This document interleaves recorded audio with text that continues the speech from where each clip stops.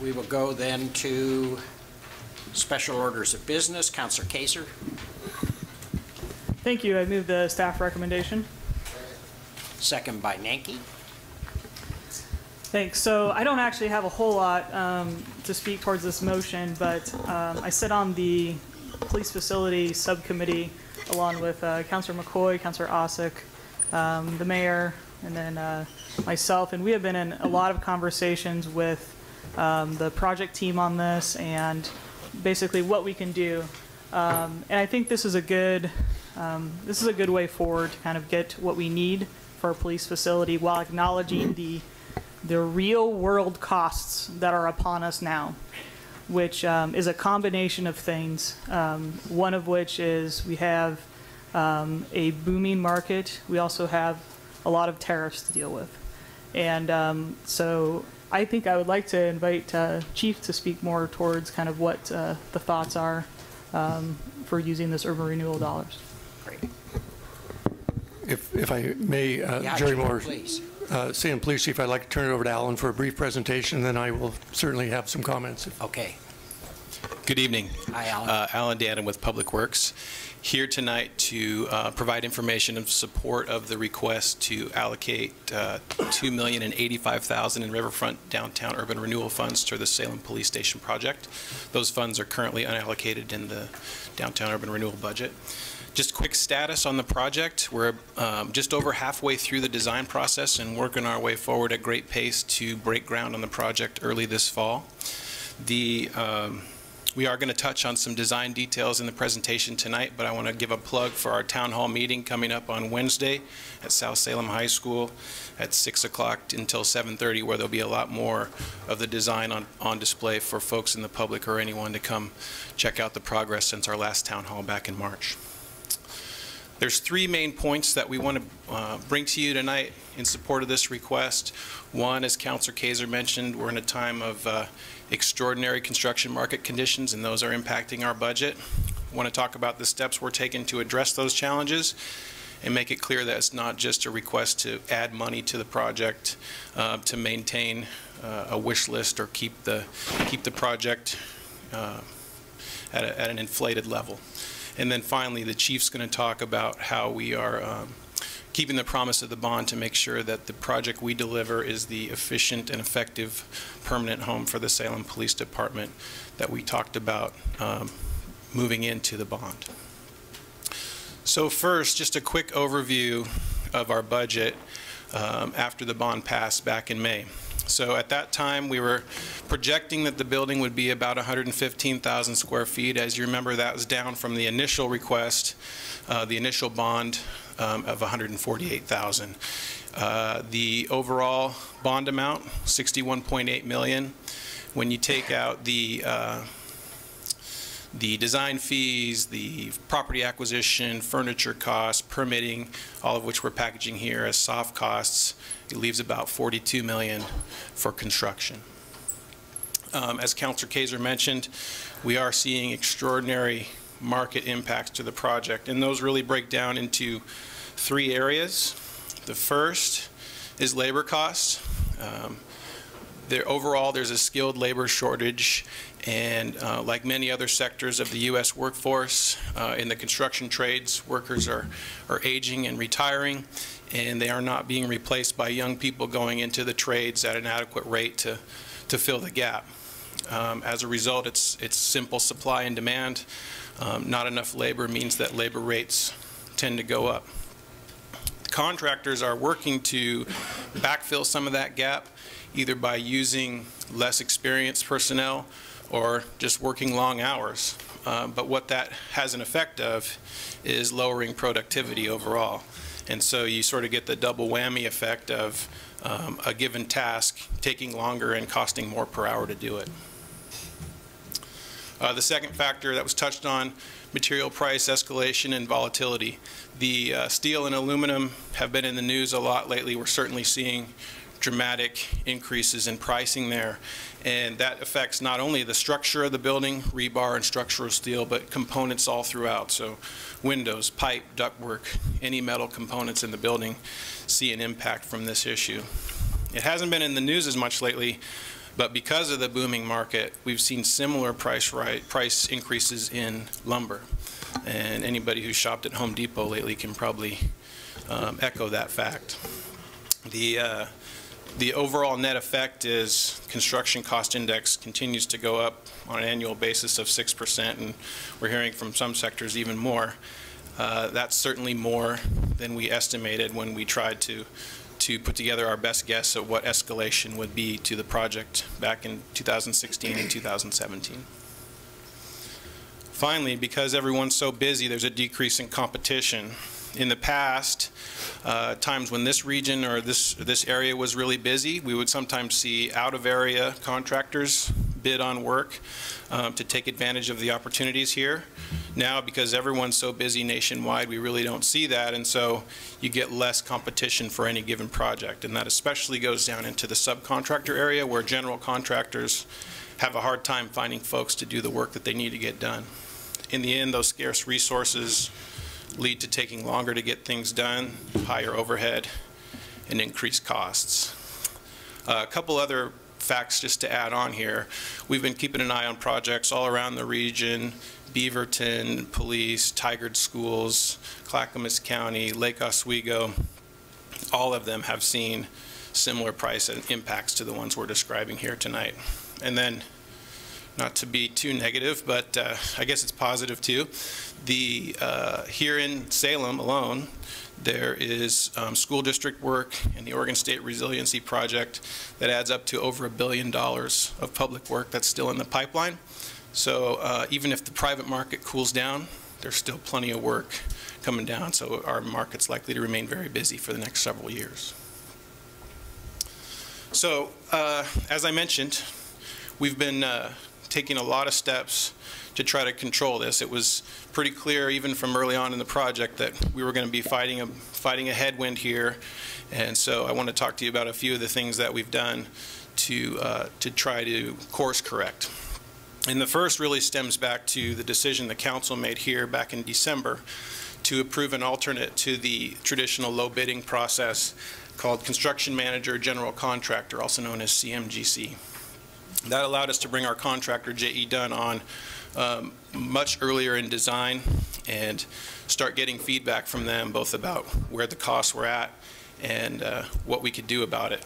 If we had gone on with the traditional low bid process, we would have course corrected as best we could, but we would have likely gotten to putting the project out for bid early in 2019 and having a seriously rude awakening as to where we stood budget-wise. And at that point, it's much more difficult to correct the design, and you're much more likely to take a pretty heavy schedule hit as you try to figure out what to do. So this method definitely, although we're getting bad news, it's better to get that news early while you can still adapt to it.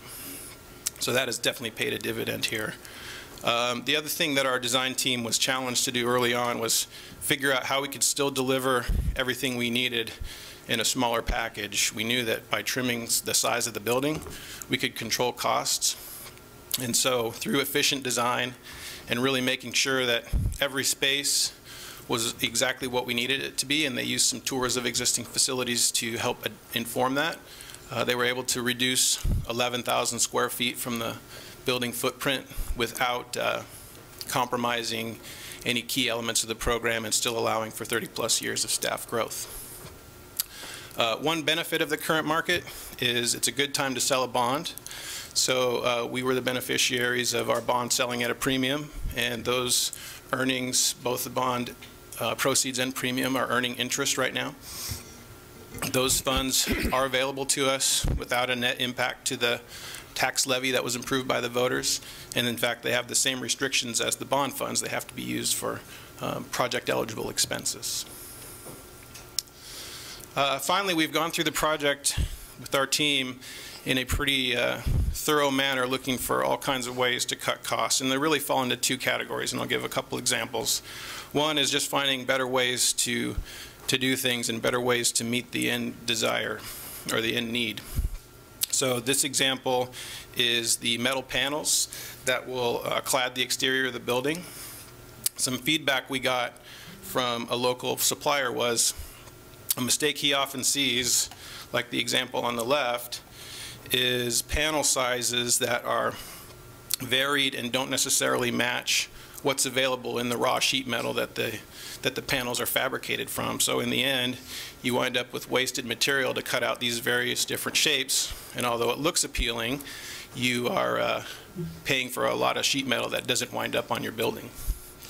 This is a cutout on the right from our preliminary elevation of the Salem Police Station building, and you can see we've selected a uniform panel size, and it matches what's generally available on the sheet metal market, so that we'll have a minimum amount of waste in fabricating those panels, and they're uniform and productive to install, so we get a better cost per square foot to clad our building. The other general category of how we've cut costs is really just going through every element and asking the question, do we really need it? Can we live without it? Is there something that we could do different at a lesser cost that would still meet the needs? And the example here is the parking structure. So the light gray area on the left was the originally proposed size of the parking structure, and it's a cut that hurts, but on the right showing a reduced size, about 30 spaces reduced from the size of the parking deck to help cut costs. And the reason why we made this choice, even though it was a tough one and we know parking is going to be tight on the facility from the beginning, is it's certainly much easier to restore the sacrificed area either later in the project if we realize savings, or sometime further down the line, than it would be to take an equivalent cut out of the building and try to build it back later. I think the last thing I want to say about cost cutting is we're really to the point where any more reductions, significant reductions, will mean we have to look at taking out critical elements of the program, significantly reducing the ability for staff growth, or looking at changes in quality that would essentially be not cost effective in the long term for operations and maintenance. So our budget as it stands, with all those measures in place, including the urban renewal funds, which I'll show in a minute. Our building now at 104,000 square feet. Initial construction budget was $42 million. Initial estimate from the contractor, after we worked through some details with them, about $57.5 million. So a sizable gap. We've been able to confirm with our team about $7 million in reductions, the examples of which a couple examples I gave. Still working through about $700,000 in additional reductions to make sure they're feasible, but counting on those at this point. I mentioned the premium and the interest available to us. Just an aside, where we put some additional money aside, we're seeing similar impacts in the furniture budget because of the same factors that I just mentioned. So we bolstered that a little bit. There's some increased insurance costs that got added there. We were able to identify some public works funds and stormwater and wastewater to contribute to the utility elements of this project. And then the proposed $2,085,000 in Riverfront downtown funds. So if you take all that, the additions and the subtractions on each side, we can balance our budget, and all keeping the soft costs at about the same ratio as the initial bond. So just to talk for a minute about the proposed package of urban renewal funding. It's really for the public elements of the project that are consistent with the Downtown Urban Renewal Plan, and we presented this concept to the Downtown Advisory Board back in May, and they recommended its approval. So there's 4 pieces of the package. The primary one is the community room and the areas that support it. That's been an element of this project and a part of the vision from the beginning, and it's key to the department's strategy for engaging with the public. I think the chief will talk about that here in a minute. The restrooms, the public restrooms around that facility, the public plaza outside that facility, all give the police more tools to effectively engage the public while providing a public amenity for the North Downtown area that we hope will spur additional activity out there. And then the public art that's required for the project fits in with all that as well, and would be an enhancement to that, to the neighborhood. So with that, I want to turn it over to the chief to just talk about how we're implementing, keeping the promises that we made with the bond package. Thank you, Mayor and Council. I really appreciate you considering this request this evening. I think it's really important for us. Obviously, as Alan has mentioned, I will tell you the team has worked diligently to try and keep costs under control. Alan talked a lot about some of the cuts we've already made. I will tell you I don't know how to build a building. I don't know anything about it, but I certainly have a dog in the fight, because it was my face when this bond went out that made some promises to this community that I would very much like to keep. Brief history, you know, we got the mayor put a task force together to look at this initially. We asked a architect who would build many police facilities around the country and had expertise about size and shapes and that. And he came back with $148,000, as Alan mentioned. We narrowly lost a bond measure for $82 million. I'm very appreciative that council went right back out with another measure for the 61.8 at a reduced size of 115,000 square feet, and that of course passed. All of you in this room worked hard on that bond measure, just as I did. And as Ellen mentioned, we made some promises to this community of what we wanted our police facility to look like. Some of that included, we didn't want to look like a fortress. We wanted it to be a welcoming building that our community felt safe coming to. Alan talked about the community room and the plaza, which we felt were very important, especially in today's world. We've worked hard to develop a great relationship with our community, and I think that's one way to keep that moving forward and fostering some relationships that we work so hard to keep. I was concerned about sufficient capacity, not only for the future, but for our current officers.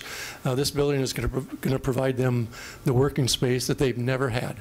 None of them have had, and that includes our patrol officers, our investigators, all of our detective units, and of course our special teams such as SWAT and our bomb teams and such. Probably the most important thing that this facility offers is safety for our community, and that especially is critical for our victims who come into the police department. We talked about that at great length during the bond measure, our work on that, and safety for our officers and our volunteers and all of our employees that work there. Alan mentioned operational efficiency, and that is truly important here, returning our crime lab and our evidence back to our one facility, and of course sufficient parking for all of our vehicles, and that includes bringing our special team vehicles such as our Bear, our SWAT vehicle, back to the police department, so when we are required to respond to something, we can do it more efficiently. So those are some of the promises that we made, and I know our team has worked hard to achieve those with the budget that they have, and I really appreciate that. Alan touched on it, but I want to make sure that we all recognize we didn't sit back and say we want to keep this at 115,000 square feet and we don't care what it costs and we'll just go ask for more money. That is not at all what we did. We've reduced this facility by 11,000 square feet, and if you're keeping track of numbers, we're 44,000 square feet smaller than our original bond measure. Some of those cuts are painful, I will tell you. He talked about us trying to keep all the promises and the efficiencies of the building, and I think our design team has done a great job with that, but we still have work to go. I talked to you at great length about the parking facility and the parking deck. We've cut about a third of that off, and I will tell you, I think that's a critical cut that we've made. But as Alan said, we've also gone through and made other cuts that are design, lower cost alternatives to building materials, internal amenities, if you will, and things such as what the outside of the facility will look like from the public's view as well. So I want to make sure that you understand we've cut this building a great deal to try and maintain costs and aren't just coming here asking you for more money, which is quite frankly the last thing that I wanted to see us do. So I appreciate you considering this request.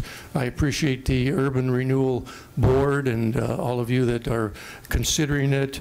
And I want to make sure that you understand I really believe this is an investment not only in the future but in the present time, as it is going to be a very positive addition for our current police force. So thank you for considering this.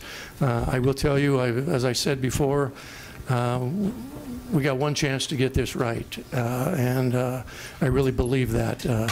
10 years after where we are right now, it was overcrowded, and that's the last thing I want to see happen with this new facility. So thank you for your consideration. Very good. And Kristin, could I have Kristin finish up? Yes. Kristin, Retherford, Urban Development Director, and I would like to talk about this in the context of the Riverfront Downtown Urban Renewal Plan and our urban renewal budget for that area. So what we are proposing in this action item is to transfer $2,085,000 from a line item within our current year budget that is for unspecified future projects. That line item has an allocation of $4 million. To put that into context of our total urban renewal budget for the Riverfront Downtown Urban Renewal area, our budget for this year is just over $21 million. So I think there's been some communication out there in the public that we're diverting half of our urban renewal budget to the police facility. That is not the case. So we're taking half of a line item for unspecified future projects. We are not going to be impacting any of the projects that are in our current year budget. We won't be stopping anything from moving forward. To add some additional context, some of the other projects that will be moving forward that we will continue to be funding are $1.5 million for the Union Street bike-friendly street improvements, $2.75 million for streetscape design, $5.5 million for our grant programs, $3.5 million for property acquisition of the Saffron and UGM sites, and then $2 million that is for road improvements connected to the police facility. And then a number of smaller projects as well. We'll continue to be funding our broadband feasibility study, our alley improvements, toolbox loans, a north block market design, and State Street one-way and two-way conversion. So we will still be doing a lot of good work within the urban renewal area. So as we worked with the project team, looking at the elements of this project and trying to see where we could help fill that gap, we looked for components of the project that kind of synced up with the urban renewal plan and that served the urban renewal area.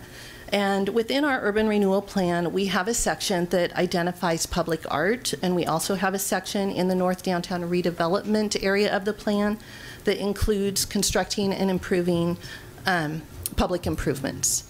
And based on those two elements of the urban renewal plan, that's where we identified the artwork that is a part of the police facility, the public restrooms that will be serving the urban renewal area, the public community room and meeting space, and the plaza area, because all of those, while they do serve the city as a whole, they provide a greater service to that immediate area and will be used most heavily by those that are living with and working within the urban renewal area.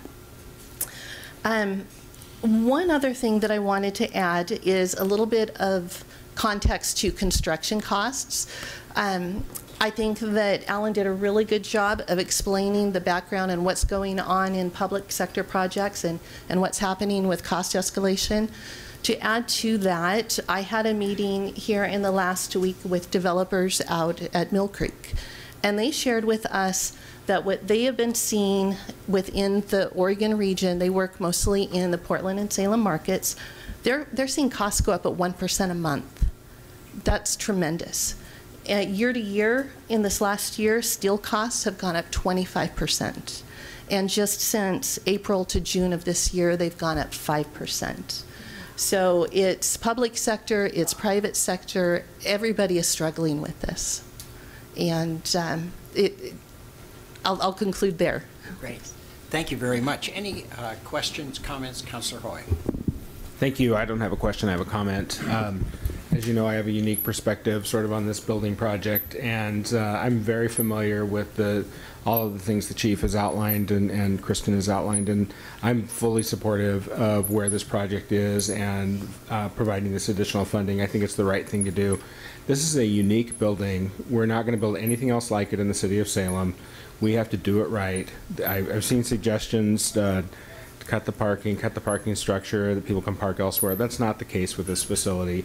This is not like other buildings. This is not a regular office building. We have to, I think the design elements that are here are critical, and we need to go forward with this project and do it right. We made a promise to the voters, and I think this additional funding helps fulfill that promise, so I fully support it. Thank you. Thank you. Councillor Cook? Thank you, Mr. Mayor. Yeah, I just want to second what my colleague said. I think to use the analogy where, you know, we didn't order the ingredients and we have to bake the cake, we did order the ingredients. We are baking this cake, and costs have escalated. We've got other things to be incorporated, but now we've got an expectation on what we're going to deliver. Sitting through the staff presentation on this, on the cost-saving measures that have been cut, I know these were tough decisions for the chief. I know that they were really the best that we could do given the circumstance. But once we start looking at further cuts, it really becomes a situation where I don't want anyone to think, well, we passed this bond. Why is this all that we have? This is something that we can feel proud of, that it serves a purpose, and it needs to be feasible. We are making an investment. By cutting the costs on this, it will not give us a better return. We need to have something that will serve its purpose. So I appreciate the work that staff and the chief have done on this. Thank you. Councillor Anderson. I want to talk just a second about the parking, because in the original bond of $83 million, I was the one who made a motion that said we should reduce 166 parking spaces and require all those spaces to be used at the Marion Street Parkade. We didn't really have a discussion of it because nobody seconded my motion, so we moved on. But since then, I've had many conversations with the chief and others, and there has been a reduction in parking, and it went from 166 to 106, I believe. And then I think it's, if what Mr. Dannen told us, it's been reduced even more from that. And I was convinced in those discussions that there is a need to have parking on the second floor for the most efficient way the police operates, as opposed to saying, go down 2 blocks lugging your gear to find where your cars are parked. So I think I want to commend the chief and the planners by, you know, taking that parking to heart and doing what they can do while still maintaining the efficiency of what you need. Just 2 more brief comments. The next one is I supported the original use of public urban renewal funds for the streets on the grounds that those are streets that everybody is going to use. And that same theory translates into what this $2 million plus is going to do. It's areas that are there for the public. So that makes sense within the context of what urban development funds are used for. This isn't money that's going to give you a bigger storage locker or a bigger crime lab. It's money that's going to be used for the elements that how the police interacts with the public, and I think that's extremely important. Then one follow-up to that is I noticed the plans there. We got Mill Creek running along there, and I would think at some point it might be a good idea, because there are other plans for Mill Creek upstream, to have some sort of public walkway along, you know, outside the fence along Mill Creek, that maybe we could look at that in the planning. I'm not on the planning group, but I think you should. I will ask that you give some consideration to that. But I'm all in favor of this motion. Great, thank you. Councillor McCoy. I'm one of the councilors, along with Councilors Osick and Kaiser, that have sat on the subcommittee reviewing this on a monthly basis as we've sort of gone through this. And so we've seen this in sort of slow motion, if you will, as Alan and the crew and the general contractor have struggled with what's going on here, and it's been a little painful to watch when you pass something and you go, okay, we're going to have this, you know, crown jewel in that area of town, and then because of really things out of our control and a booming economy, slowly this goes away and that goes away. And I think they've done a really good job of maintaining the integrity and the vision of what we've got. And while still making painful cuts that, you know, are sort of, the nice to haves are all gone. The need to haves are all there, but the next cut's a need to have, and then the the usefulness of the building is going to be, it's going to deteriorate, and we don't want to see that happen. So I agree with Councilor or member, I guess, Councilor Anderson's comments too. This is totally justified. I agree with the logic that's been seen here. This is a community, something that's going to add to the community. It's going to serve the community well.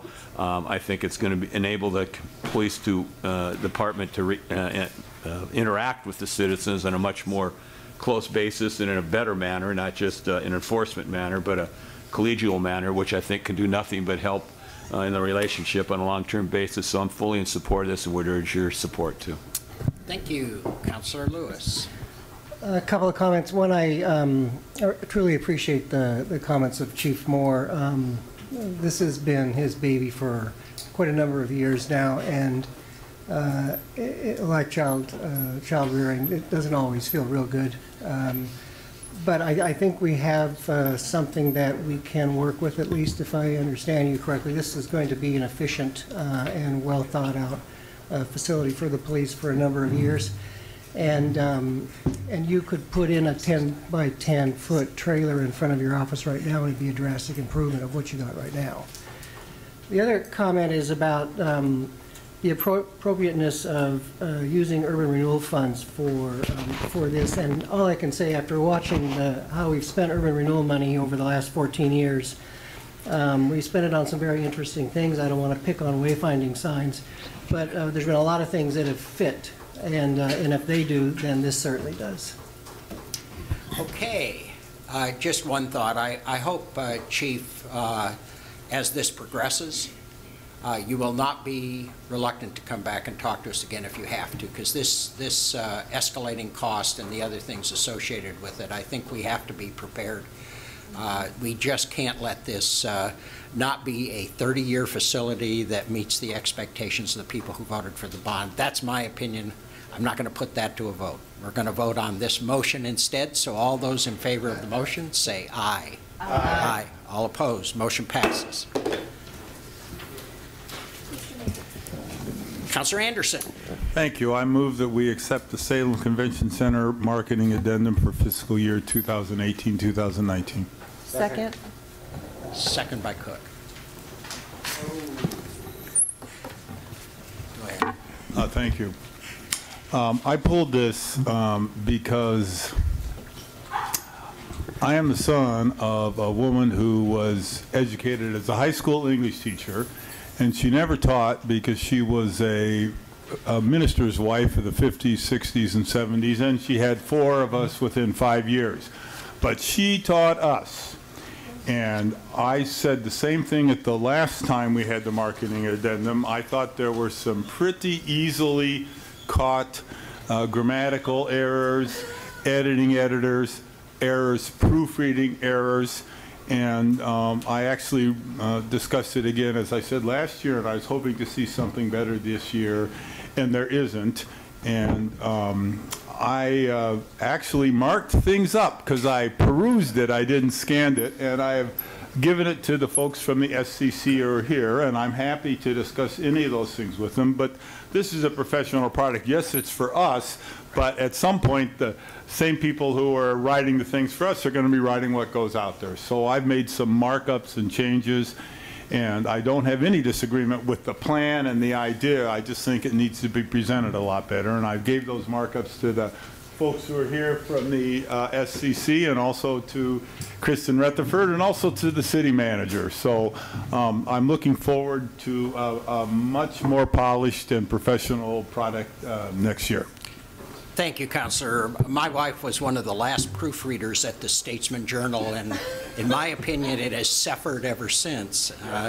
And we talk about proofreading on a regular basis. I really appreciated you doing that. I think it's one of the lost requirements of professionals is to proofread their material, and we're all at times guilty. So it happens, and I think it's really good to call it out. Thank you very much. All those in favor of the motion say aye. Aye. All opposed, motion passes.